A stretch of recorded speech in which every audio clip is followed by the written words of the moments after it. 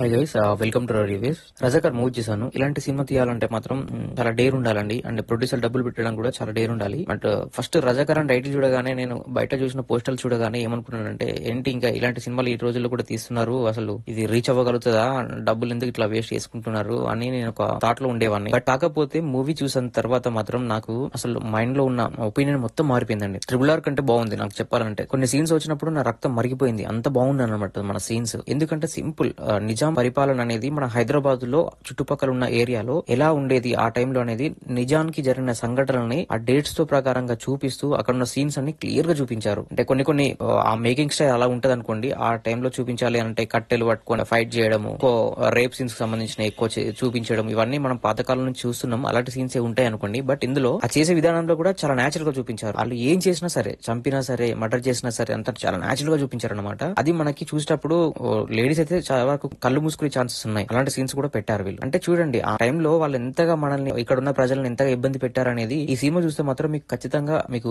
అర్థమైపోతుంది. నాకు లాస్ట్ లో కొంచెం కన్నీళ్ళు వచ్చాయన్నమాట.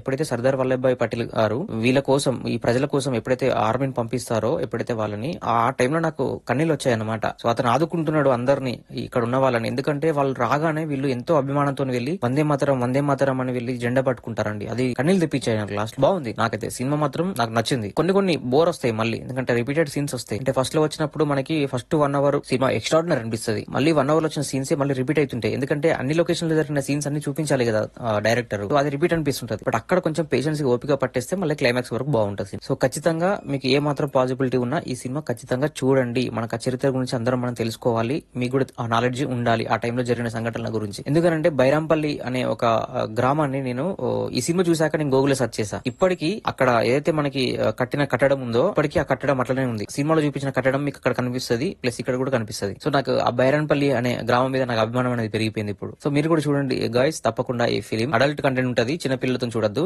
ఫ్యామిలీలో పెద్దవాళ్ళు మాత్రం ఈ ఫిలిం చూడండి, బాగుంటది, మీకు నచ్చుతుంది ఖచ్చితంగా. సో ఇది గైస్ మన రివ్యూ. ఒకసారి మన ఛానల్ కంటెంట్ గమనించండి, నచ్చితే మన ఛానల్ సబ్స్క్రైబ్ చేసుకోండి. And thank you so much for watching my channel. Thank you, by by.